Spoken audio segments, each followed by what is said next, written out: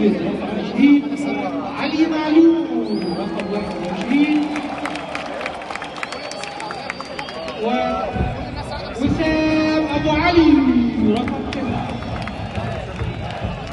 الجهاز الفني والاداري والطبي لفريق النادي كابتن محمد يوسف المدير الرياضي، كابتن عماد النحاس قائد الاعمال المدير الفني، كابتن محمد شوقي وكابتن محمد نجيب مدربي الفريق، كابتن بشير ينكون كابتن مرمى، كابتن عبد الرحمن كابتن ايهاب الشيخي، وخط الاحمال كابتن سعيد محمد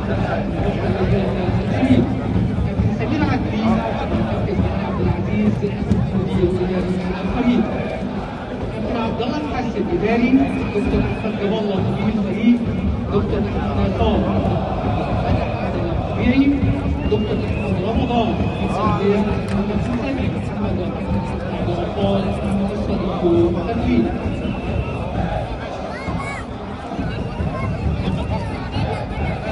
والآن مع تشكيل فريق البنك الأهلي.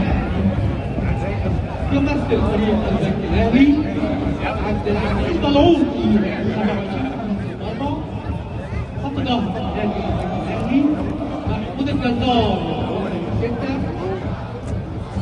سعيد يوسف مرير رقم 4، هشام صلاح رقم 7، وإسحاق يعقوب رقم 11.